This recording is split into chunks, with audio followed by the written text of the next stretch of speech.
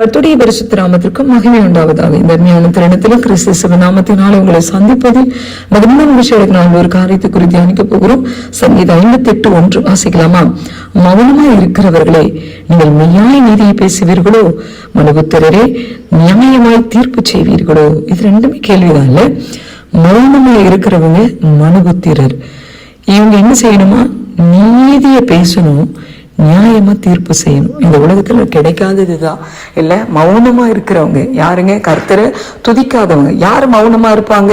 கர்த்தரை துதிக்காம இருக்கிறவங்களும் மௌனமா இருக்கிறவங்க தான். மௌனமா இருக்கிறவர்களும் மரித்தோர்களும் கர்த்தரை துதிகார்கள் என்று வேதம் சொல்லுகிறது. அப்ப யார் கர்த்தரை துதிக்க மாட்டாங்க? யாரு துதிக்கலையோ அவங்கதான் மௌனமா இருக்கிறவங்க இல்லையா? அப்ப இந்த கர்த்தரை துதிக்காத, கர்த்தரை தெரியுதோ தெரியலையோ, ஆனா கர்த்தரை துதிக்காத ஒருத்தர் நீதியா என்ன செய்வாங்க? நீதியா பேசுவீங்களோ? எப்படி பேச முடியும்? கர்த்தரை துதிச்சாதான், கர்த்தரை தெரிஞ்சாதான் நீதி என்னன்னே தெரியும். நீதினா என்னங்க? இயேசு கிறிஸ்து வார்த்தை, சத்தியம் இல்லையா? நீதினா அதுதான். அப்ப இது தெரியாம அவங்க என்ன செய்ய முடியாதுங்க? அவங்களுக்கு எதுவும் செய்ய முடியாது. மனுபுத்திரரே, நியாயமாய் தீர்ப்பு செய்வீர்களா? மனுபுத்திரர் அப்படின்னா யாருங்க? தேவன் அல்லாதவர்கள். பூமி முழுசும் இருக்கிறவங்களா மனுபுத்திரர் தான். கர்த்தர் தேவன் உண்டோ என்று பார்க்க, தேவனை தேடுகிற உணர்வுள்ளவன் உண்டோ என்று பார்க்க மனுபுத்திரனை கர்த்தர் கண்ணோக்கினாரா? அப்படின்னா மனுஷங்களை கர்த்தர் தேடுறாரு. அப்ப உலகத்துல அநேக மனுபுத்திரர்கள் இருக்காங்க. ஆனா நீங்களும் நானும் யாருங்க? தேவபுத்திரர்கள். ஆமென். தேவனை அறிந்து கொண்டால் நாம் தேவபுத்திரர்கள். நம்ம மனுபுத்திரர்கள் இல்ல, நம்ம மனுஷங்க கிடையாது. நம்ம யாரு? ஆவிக்குரிய பிள்ளைகள், ஆவிக்குரிய தகப்பனுக்கு பிள்ளைகளாய் மாறி போய் இருக்கிறோம். அப்ப நம்ம பேர் வேற இல்லைங்களா? அப்ப இங்க தாவீது கேட்கும் பொழுது, கர்த்தரை அறியாம இருக்கிறீங்க, நீங்க நீதி பேசுவீங்களா? இல்ல கர்த்தரை நீங்க துதிக்காம இருக்கிறீங்க, நீங்க நீதி பேசுவீங்களா? இல்ல கர்த்தரை ஏற்றுக்கொள்ளாம இருக்கிறீங்க, நீங்க நியாயம் செய்வீங்களா? நியாய தீர்ப்பு செய்ய முடியுமா உங்களால அப்படின்னு கேட்கிறேன். நியாயமாய் தீர்ப்பு யாரால செய்ய முடியும்? இயேசு தவிர, இயேசு கிறிஸ்துவை தவிர ஒருத்தனாலும் நியாய தீர்ப்பு செய்ய முடியாது. நியாயமா தீர்ப்பு செய்ய முடியாது இல்லைங்களா? அதுக்கு பதில் சொல்றாரு பாருங்க. 58:11 பதில் சொல்றாரு பாருங்க. அப்பொழுது மெய்யாய் நீதிமானுக்கு பலன் உண்டென்றும், மெய்யாய் பூமியிலே நியாயம் செய்கிற தேவன் உண்டென்றும் மனுஷன் சொல்லுவான். ஆமென். அல்லேலூயா. இதெல்லாம் நீங்க இந்த சங்கீதம் ஃபுல்லா வாசிங்கனாலே துன்மார்க்கர் செய்கிற காரியம் அநேகம் எழுதப்பட்டிருக்கும். ஆனா மெய்யாய் நீதிமானுக்கு பலன் உண்டு. யாருங்க? இந்த மௌனமா இருக்கிறாங்க இல்லையா, அவங்க இல்லாம துதிக்கிற ஒரு பிள்ளைதான் நீதிமான் இல்லைங்களா? மெய்யாய் நீதிமானுக்கு என்ன உண்டா? பலன் உண்டு. கட்டாய கர்த்தர் என்ன செய்வாருங்க? பலனை துதிக்கிற பிள்ளைகளை கைவிட மாட்டார் பாருங்க. மெய்யாய் பூமியில நியாயம் செய்கிற தேவன் உண்டு என்று. ஆமென். உண்டென்றும். இப்ப பாருங்களேன், நான் இங்க என்ன கேட்டாருங்க? நீங்க மனுபுத்திரரே, நியாயமாய் தீர்ப்பு செய்வீர்கள் கேட்டாரு இல்ல. அப்ப இந்த பூமியில யார்தான் நியாயம் செய்ய போகிறா? தேவன் உண்டென்றும் மனுஷன் சொல்லுவான். ஆமென். அல்லேலூயா. அப்ப கர்த்தருடைய பிள்ளைகளே, அவர் ஒருத்தர் தவிர நம்மளை நீதியா நடத்த முடியாது, நீதியா தீர்ப்பு சொல்லவும் முடியாது, நியாயமான தீர்ப்பு சொல்லவும் முடியாது. அப்ப தேவ சமூகத்துக்கு வந்தீங்கன்னா உங்களுடைய நெடுநாள் காரியங்கள் கூட அது அழகா நீதியா விசாரிக்கப்பட்டு நியாயம் தீர்க்கப்படும். உங்களுக்கு யாராவது ஏமாத்துறாங்களா? உங்களுக்கு உங்களுடைய பூர்வீக சொத்துக்கள் கிடைக்காம இருக்கிறதா? நீங்க எங்கோ பணம் கொடுத்து ஏமாந்து இருக்கிறீங்களா? எதையோ பெற்றுக்கொள்ளாமல் இருக்கிறீங்களா? கடன் கொடுத்து திரும்ப பெற்றுக்கொள்ள முடியாம இருக்கிறீங்களா? என்னவா இருந்தாலும் நீங்க ஆண்டவர் சமூகத்துக்கு வந்து மெய்யாய் கர்த்தரை நீங்க தேடும் போது எல்லாவற்றையும் நீதியாய் நியாய தீர்ப்பு செய்து உங்கள் பக்கமாக அவர் செய்வார், எல்லாவற்றையும் செய்வார். அப்ப நீங்க ஜனங்களுக்காக ஜெபித்து ஒருவேளை அவங்க மனம் திரும்பாம இருந்தா அதுக்கு கூட கர்த்தரை செய்வாரு, நியாயம் செய்வார். அதுக்காக தான் முக்கியமா செய்வார். அதனால இந்த நாள்ல கர்த்தர் உங்க கூட பேசியிருக்கிறார். ஜெபிக்கலாமா? நல்ல தெய்வமே, இந்த நாள் எங்களோடு பேசின நல்ல வார்த்தைகளுக்காய் ஸ்தோத்திரம். மனுபுத்திரனோ இல்ல துதிக்க மௌனமா இருக்கிறவங்களோ எங்களுக்கு ஒண்ணும் செய்ய முடியாது. ஆனா பரமண்டலத்தில் இருக்கிற வானாதி வானங்களை அப்பா சர்வ பூமியை சிருஷ்டித்த நீ ஏக சக்கராதிபதி எல்லாவற்றையும் செய்ய முடியும்னு நான் வாஞ்சிக்கிறாண்டவர். இதை கேட்க போகிற பிள்ளைகளை கர்த்தர் ஆசீர்வதியும். கிறிஸ்து நாமத்தில் பிதாவே, ஆமென். God bless you all. கிறிஸ்துவில் பிரியமானவர்களே, இந்த நாளுக்கென்று தேவன் நமக்கு அருளி இருக்கிற ஜீவ வார்த்தை சங்கீதங்களின் புஸ்தகம் 124வது சங்கீதம் 8வது வசனம். நம்முடைய சகாயம் வானத்தையும் பூமியையும் உண்டாக்கின கர்த்தருடைய நாமத்தில் உள்ளது. எனக்கு அருமையான சகோதர சகோதரிகளே, இன்றைய நாளில் நீங்கள் இதனால் வரையில் எவற்றுக்காக வேண்டி விண்ணப்பித்து நீண்ட நாள் தேவ சமூகத்தில் காத்திருக்கிறீர்களோ அவைகளுக்கு இன்றைக்கு நீங்கள் மகிழ்ந்திருக்கும்படியான பதிலை பெற்றுக் கொள்ளும்படி பெரிய காரியங்களை செய்து ஆசிர்வதிக்கின்றார். இன்றைக்கு அநேகர் பல தேவைகளுடன், எதிர்பார்ப்புகளுடன், தேடலுடன் காத்திருக்கலாம். அதோடு மட்டுமல்லாமல் சிலர் கட்டப்பட்டு இருக்கிற கடினமான சூழ்நிலையிலிருந்து விடுதலை பெற வேண்டியும், வியாதியின் கூறுகளில் பற்றாக்குறைகள், தடைகள் போன்றவற்றிலிருந்து அற்புத சுகமும் ஆசீர்வாதமும் பெற்றுக்கொள்ளவும் காத்திருப்பீர்களானால், இன்றைக்கு கர்த்தர் நீங்கள் எதிர்பார்த்திருக்கிறவைகளில் பெரிய காரியங்களை செய்தும், நீங்கள் நினைக்கிறதற்கும் வேண்டிக் கொள்கிறதற்கும் அதிகமாய் செய்தும் உங்களை ஆசிர்வதிக்கின்றார். இன்றைக்கும் நாம் வேதத்திலிருந்து கர்த்தர் தம்முடைய நாமத்தினால் நமக்கு சகாயம் செய்து ஆசிர்வதிக்கிறதை குறித்து தியானிப்போம். முதலாவதாக பார்க்கலாம், தடைகளை அகற்றி சகாயம் செய்கின்றார். யாத்ராகமத்தின் புஸ்தகத்தை வாசிக்கையில் இஸ்ரவேல் ஜனங்களை குறித்து பார்ப்போமானால், இஸ்ரவேல் ஜனங்கள் எகிப்திலே அனுபவித்த சிறுமியை கண்ட கர்த்தர் அவர்களின் கூப்பிடுதலை கேட்டு பார்வோனிடத்திலும் அவனுடைய எல்லா ஊழியக்காரர்களிடத்திலும் தேசத்தின் சகல ஜனங்களிடத்திலும் அடையாளங்களையும் அற்புதங்களையும் செய்து சிவந்த சமுத்திரத்தின் வழியாய் சமுத்திரத்தை இரண்டாய் பிரித்து கடலின் நடுவாக கால்கள் நனையாமலும் அவர்களை தொடர்ந்தவர்களை ஆழங்களிலே கவிழ்த்து போட்டும் வனாந்தரத்திலே பகலிலே மேகஸ்தம்பத்தினாலும் இரவிலே அக்னி ஸ்தம்பத்தினாலும் அவர்களை வழிநடத்தி பசிக்கு வானத்திலிருந்து அப்பத்தை கொடுத்தும் தாகத்துக்கு கண்மலையிலிருந்து தண்ணீரை புறப்பட பண்ணியும் அவர்களுக்கு ஆணையிட்டு கொடுத்த கானானுக்குள் பிரவேசிக்கும்படி பெரிய காரியங்களை செய்து இஸ்ரவேலரை ஆசிர்வதித்தார் என்பதை நாம் வாசித்தறிகின்றோம்.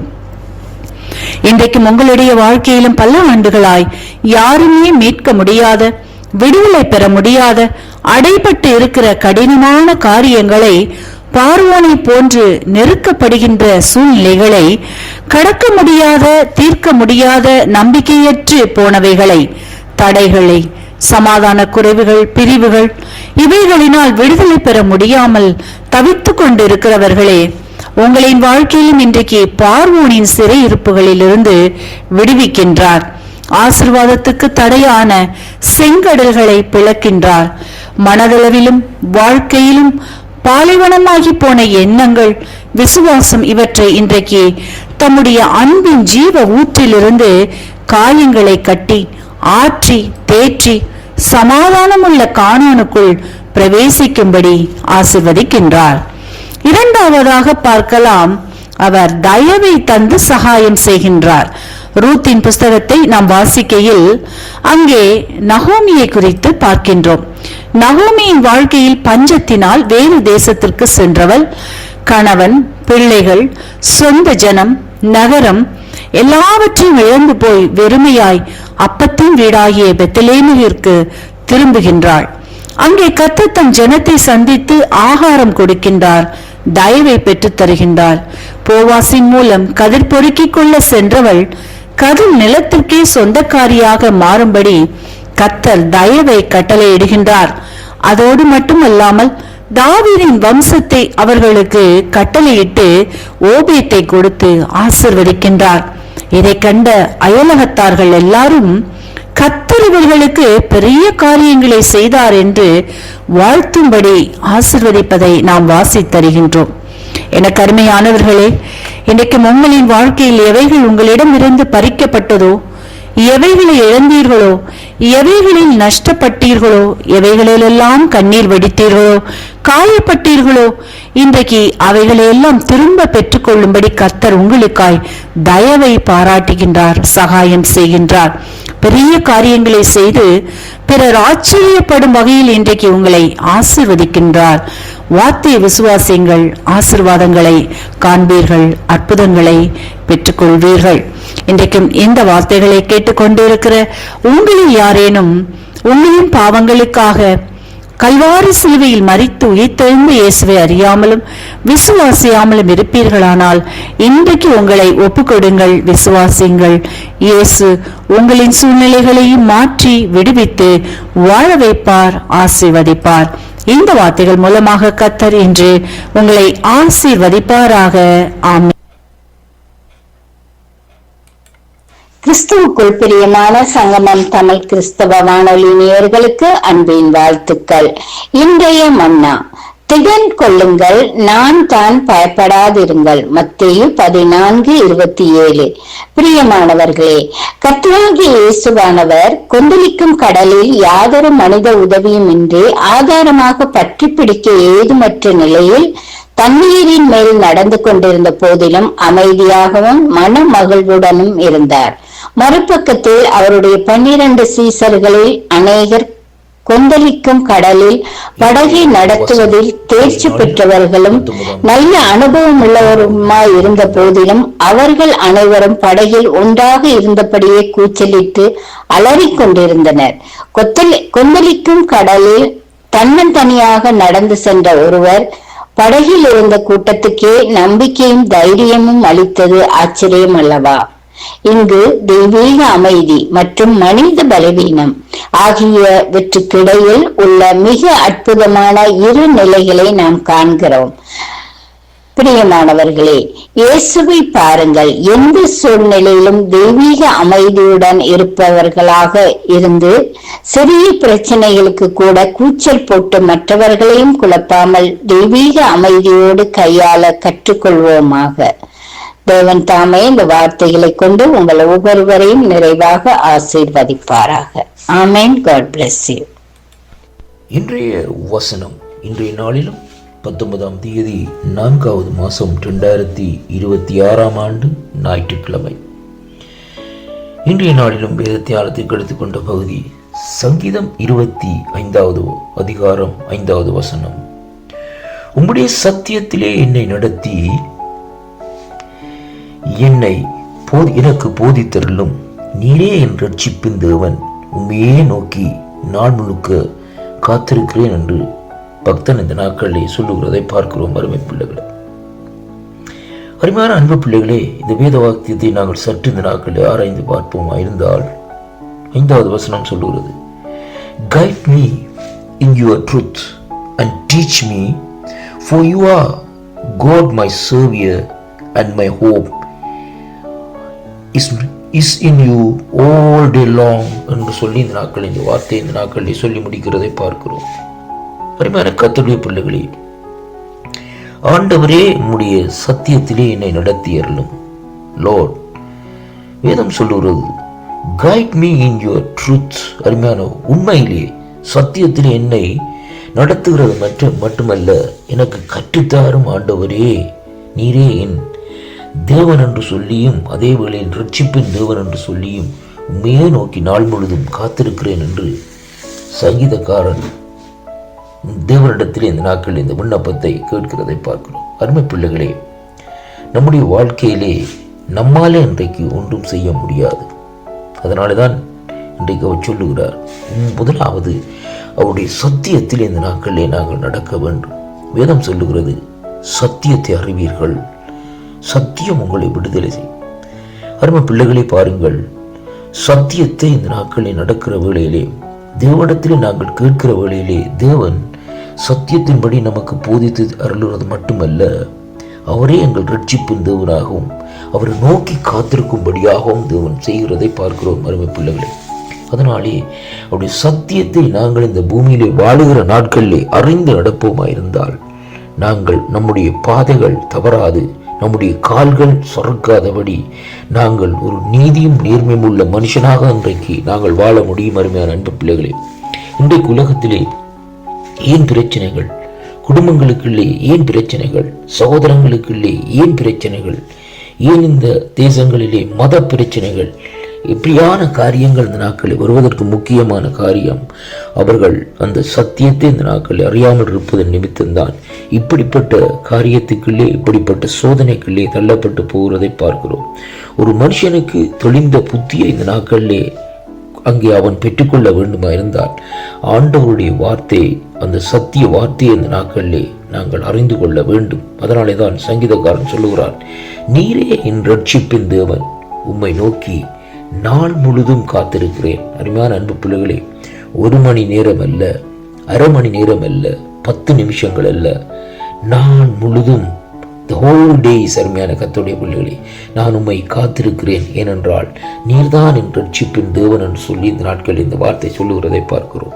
அன்பு பிள்ளைகளே, இன்றைய நாட்களிலும் நாங்கள் தேவனை நோக்கி காத்திருப்போமா? அந்த சத்தியத்தை அறிவோமா? சத்தியத்தை அறிந்து இந்த நாட்களிலே நாங்கள் நடக்கிற வேளையிலேயே நம்முடைய பாதைகள் சுவையாக இந்த நாட்களில் இருக்கும். வேதம் சொல்லுகிறது, அவருடைய வார்த்தை பாதைக்கு வெளிச்சமாக இந்த நாட்களில் இருக்கிறதாம் என்று. அப்படியானால் அந்த சத்தியத்தை அறிகிற அறிவுக்குள்ளே இந்த நாட்களிலே நாங்கள் வருகிற வேளையிலே சத்தியம் நம்மை வழிநடத்தும் என்பதைத்தான் இந்த வார்த்தை ஊடாக இன்றைக்கு நாங்கள் கற்றுக்கொள்கிறோம். அதனாலே வேதம் சொல்லுகிறது, உம்முடைய சத்தியத்திலே என்னை நடத்தி என்னை போதித்தருளும் என்று ஆண்டவரிடத்திலே இந்த நாட்களை கேட்போமா?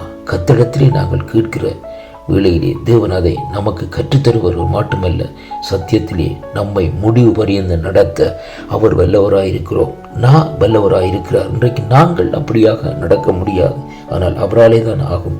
அதனாலே ஆண்டவருடைய சமூகத்திலே கேட்டு சத்தியத்திலே நடந்து இந்த நாட்களிலே தேவனுடைய திட்டம் என்ன, தேவனுடைய சித்தம் என்ன என்று அறிந்து நாங்கள் செயல்படுகிற வேளையிலே எந்த உபத்திரவங்கள், நெருக்கங்கள், துன்பங்கள் வந்தாலும் தேவன் நம்மோடு கூட இருந்து நம்மை பலப்படுத்தி நடத்த வல்லவராயிருக்கிறார். இந்த வாக்குத்தத்தம் உங்களுடைய வாழ்க்கையில் ஒரு ஆசீர்வாதத்தையும் திருப்பத்தையும் கொண்டு வரும் நான் விசுவாசிக்கின்றேன்.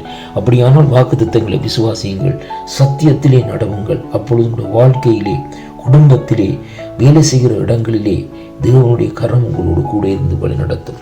கர்த்தர் தாமே உங்களை ஆசீர்வதிப்பாராக என்று ஆண்டவரும் என் மீட்பருமாய் இருக்கிற இயேசு கிறிஸ்துவின் நாமத்திலே வாழ்த்தி ஆசீர்வதிக்கிறேன்.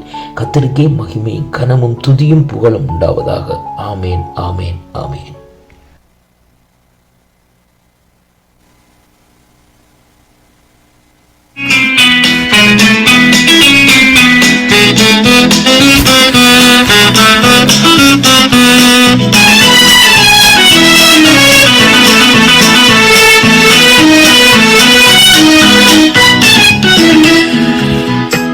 நேயர்களே, நீங்கள் இணைந்திருப்பது கனேடிய மண்ணில் இருந்து 24 மணி நேரமும் தமிழ் கிறிஸ்தவ வானொலியாக ஒலிபரப்பாகிக் கொண்டிருக்கும் சங்கமம் வானொலியின் நேரடி ஒலிபரப்போடு இணைந்திருக்கிறீர்கள். இணைந்திருக்கும் நேயர்களாகிய ஒருவரையும் இயேசு கிறிஸ்துவின் இனிய நாமத்தில் வாழ்த்துகிறேன். உலகமெங்கும் தேவனுடைய நாமத்தை எடுத்து செல்ல வேண்டும் என்ற ஒரே நோக்கத்தோடு உலகம் முழுவதும் ஒலிபரப்பாகிக் கொண்டிருக்கிற சங்கமம் வானொலியானது இந்த புதிய ஆண்டிலும் புதிய புதிய நிகழ்ச்சிகளை எடுத்து வருவது மட்டுமல்ல, எத்தனையோ நாடுகளில் இருந்தும் நேயர்கள் ஒவ்வொரு நிகழ்ச்சிகளிலும் பங்கெடுத்து வர தேவன் கிருபை செய்திருக்கிறார்.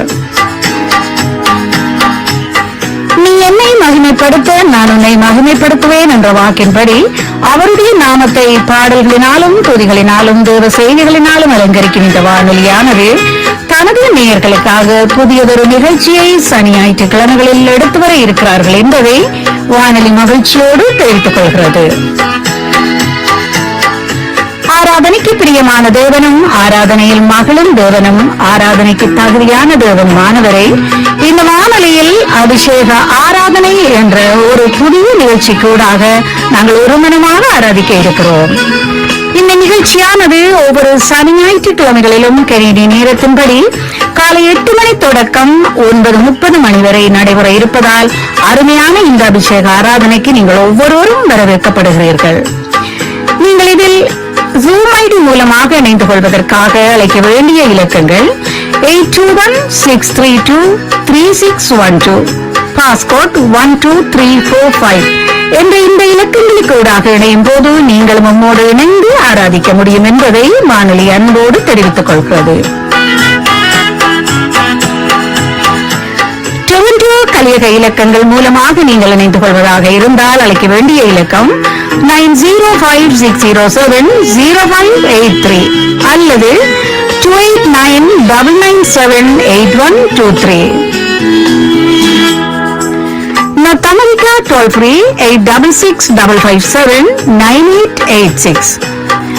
வைபர், ஐமோ, வாட்ஸ்அப் மூலமாக நீங்கள் அழைப்பதாக இருந்தால் 4169175826 அல்லது 647-608-6700 இந்த இலக்கங்களிலும் இணைந்து கொண்டு இந்த காலை நேர அபிஷேக ஆராதனைகளில் கலந்து கொண்டு தேவனுடைய நாமத்தை நீங்கள் மகிமைப்படுத்தும் இந்த நேரத்தை தவறவிடாதீர்கள்.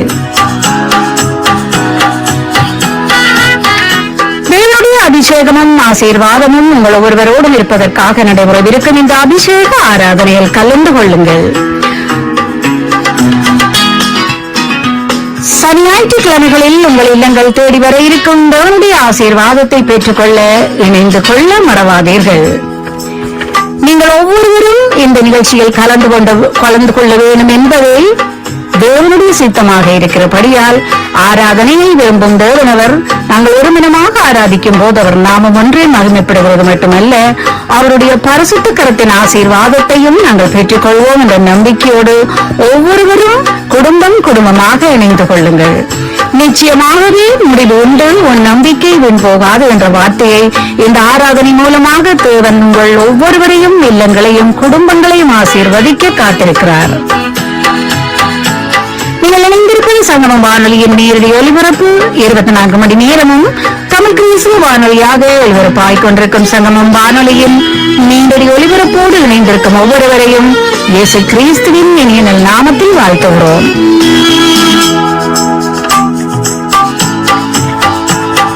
இணைந்திருக்கும் நேர்களாக உங்கள் ஒவ்வொருவரையும் இயேசு கிறிஸ்துவின் இனிய நாமத்தில் திரும்பவுமாக வாழ்த்தி ஆசீர்வதிக்கிறோம்.